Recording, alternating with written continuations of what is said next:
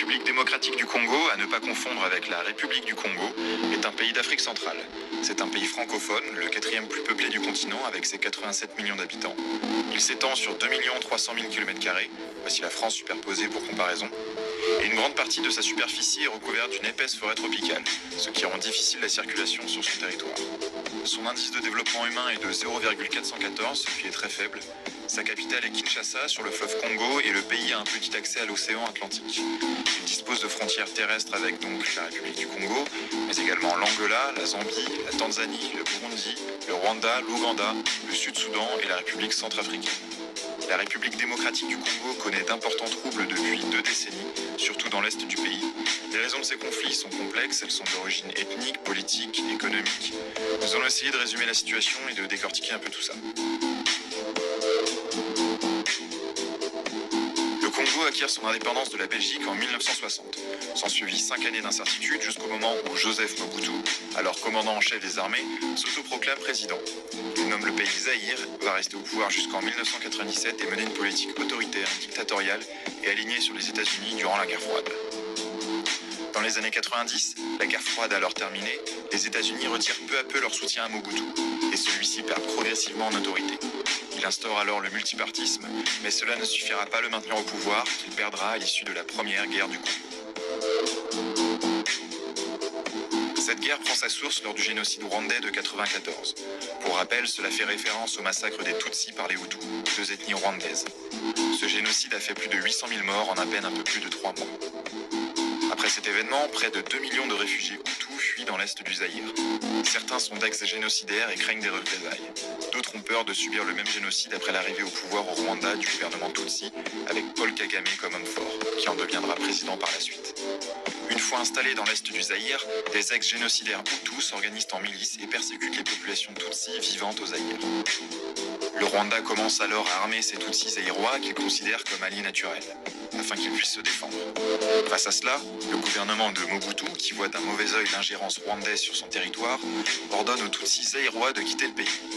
Pour info, beaucoup de Tutsis vivant au Zaïre à ce moment-là n'ont même pas la nationalité zaïroise.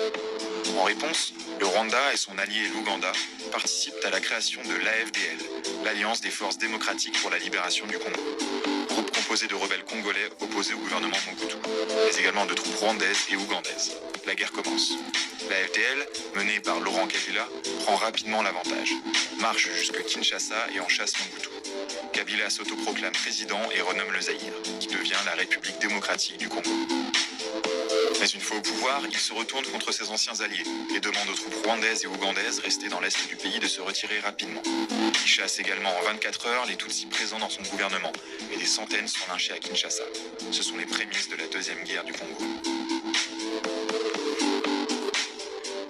Les tensions montent entre Kabila et ses ex-alliés, et en août 1998, des Tutsis de l'armée congolaise se mutinent et obtiennent le soutien du Rwanda et de l'Ouganda. Ils forment un groupe rebelle, le RCD, Rassemblement Congolais pour la démocratie. Ils prennent rapidement les villes de Goma, Bukavu et Uvira, puis toute une partie de l'est du Congo, qui se retrouve donc sous influence rwandaise. En réponse, Kabila demande de l'aide aux milices anti-Tutsis, et des violences apparaissent un peu partout sur le territoire, jusque dans Kinshasa. Mais très vite, dès mi-août 1998, des membres du RCD parviennent à approcher la capitale. Ils sont rejoints sur place par d'autres troupes mutinées issues de l'armée régulière congolaise. La situation est donc critique pour Kabila, mais il parvient à gagner un certain nombre d'alliés dans la région. L'Angola, le Zimbabwe, la Namibie, le Tchad, la Libye et le Soudan. Et grâce à leur soutien, il parvient à éloigner les rebelles de la capitale. Parallèlement à cela, l'Ouganda fonde son propre groupe rebelle au Congo, le MLC, Mouvement de Libération du Congo, qui va bientôt contrôler la partie nord du pays. Le FDLR, Front démocratique de libération du Rwanda, est également fondé en 2000 par des ex-génocidaires Hutus réfugiés du Rwanda. Ils soutiennent Kinshasa dans cette guerre et sont actifs un peu partout dans l'est du pays.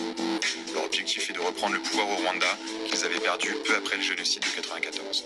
On voit donc bien qu'entre le MLC, le RCD, le FDLR, les milices Hutus et un grand nombre d'autres groupes non cités, cette guerre n'est pas une guerre traditionnelle. C'est une suite d'escarmouches entre groupes armés soutenus par différents gouvernements, ne respectant pas le droit international et n'hésitant pas à s'attaquer violemment aux populations civiles. En janvier 2001, Laurent Désiré Kabila est assassiné par un garde du corps. Son fils, Joseph Kabila, prend immédiatement le pouvoir. Et à partir de 2002, la situation se détériore pour le Rwanda. Les membres du RCD, lassés par la guerre, arrêtent les combats. Certains rejoignent même les rangs de l'armée congolaise. Et des affrontements ont lieu avec l'armée rwandaise. Le Rwanda ne peut continuer la guerre et en juillet, il signe un accord de paix avec le Congo. L'accord prévoit le retrait de 20 000 soldats rwandais du territoire congolais et en retour le désarmement des milices composées d'anciens génocidaires de 1994. En septembre, la paix est également signée avec l'Ouganda. Malgré la fin de la guerre, des escarmouches ont encore été observées dans les régions de l'Est du Congo, car des dizaines de milices sont encore actives. Certaines Tutsis, d'autres Hutus, d'autres aucun des deux. Il est très difficile de savoir précisément lesquelles sont les plus actives, les plus dangereuses et quelles sont leurs motivations exactes. Quoi qu'il en soit, cette situation va mener à un nouvel affrontement, la guerre du Kivu. Après la deuxième guerre du Congo, un gouvernement de transition est mis en place. Parmi d'autres mesures, il prévoit de créer une nouvelle armée, en intégrant les combattants congolais des principaux différents groupes armés ayant combattu pendant la guerre. L'objectif est de rassembler et de pacifier le pays.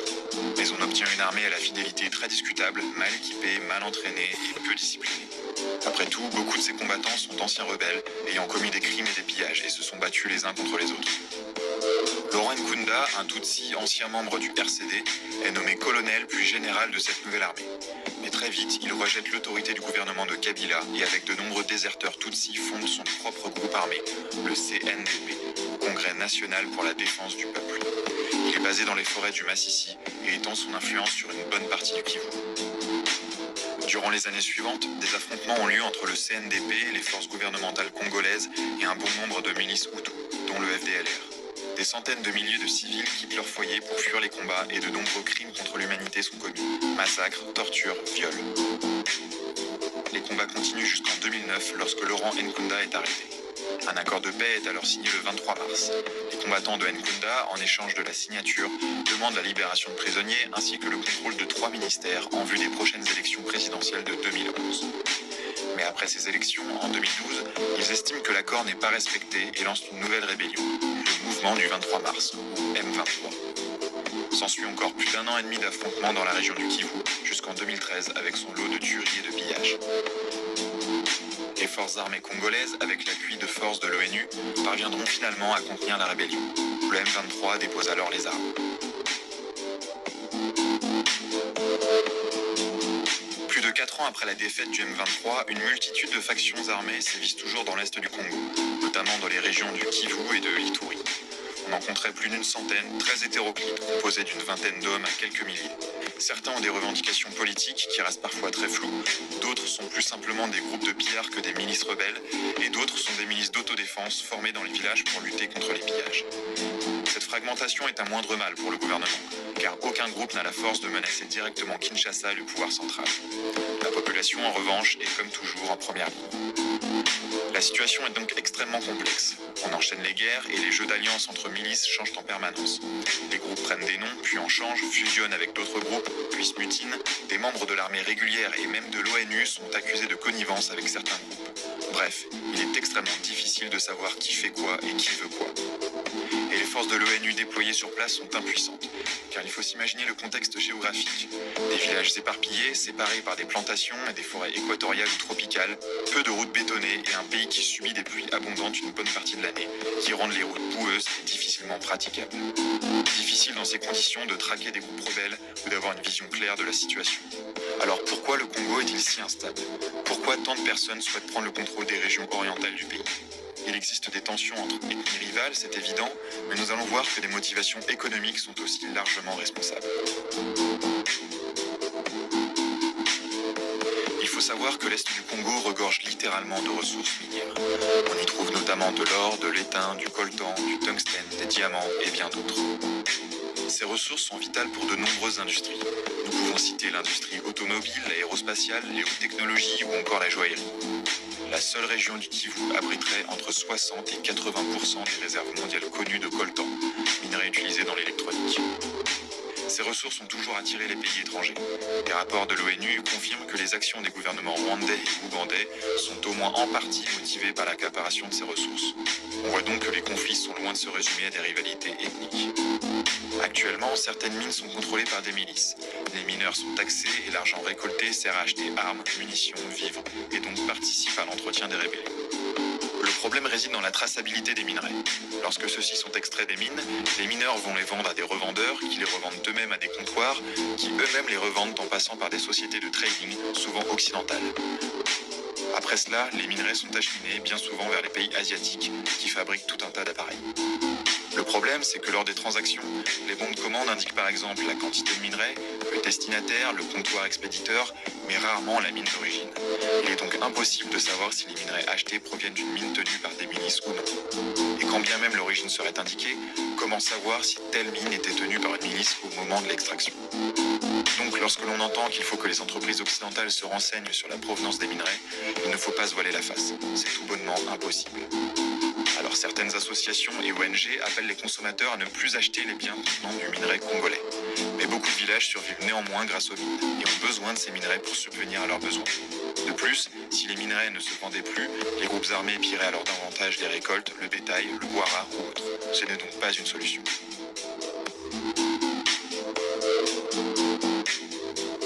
Et depuis 20 ans, les conséquences sur la population sont désastreuses. Selon les sources, les conflits auraient fait entre 4 et 6 millions de morts, dont la moitié d'enfants en bas âge. C'est le pire bilan humain depuis la Seconde Guerre mondiale. Des centaines de milliers de femmes, jeunes filles et jeunes garçons ont été violés. Le viol massif est utilisé comme stratégie de guerre pour casser l'équilibre des villages et familles. Lorsque les villageois ne sont pas simplement tués, les hommes sont tabassés et torturés et leurs familles violées devant eux. Comment retrouver un équilibre après un tel traumatisme? Comment regarder sa famille dans les yeux? Les milices le savent bien et cherchent par là à contrôler les esprits par la peur. Des cas d'esclavagisme sont également attestés. Des personnes sont envoyées travailler de force dans les mines et des enfants soldats sont utilisés en première ligne comme chair à canon. Certains jeunes Congolais et Congolaises n'ayant connu que cette violence et ayant baigné dedans depuis leur plus jeune âge vont devoir apprendre à vivre dans la paix. C'est toute une génération qu'il va falloir rééduquer. Aujourd'hui, les Congolais attendent de pouvoir élire un nouveau président. La Constitution ne permet pas à Joseph Kabila de briguer un nouveau mandat. Mais depuis fin 2016, il repousse sans cesse les élections pour se maintenir au pouvoir. Des violences ont d'ailleurs eu lieu pour cette raison. Aux dernières nouvelles, les élections devraient se tenir en décembre 2018. Nous pouvons espérer que la fin de l'ère Kabila sera synonyme de démocratie et d'apaisement. C'est absolument nécessaire pour le peuple congolais. C'est tout pour aujourd'hui, merci d'avoir regardé cette vidéo. J'espère vous avoir appris des choses ou au moins avoir éclairci certains points car c'est un sujet très complexe. Sachez que j'ai largement simplifié la situation et en ai dégagé les grandes lignes. Je vous ai mis 2 reportages en description, ce sont des vidéos plus immersives et qui vous permettront peut-être de mettre des images, des visages sur ce que je vous ai raconté. Vous pouvez vous abonner car d'autres vidéos vont venir, que ce soit sur l'actualité géopolitique, économique ou sur des thèmes plus légers. Salut!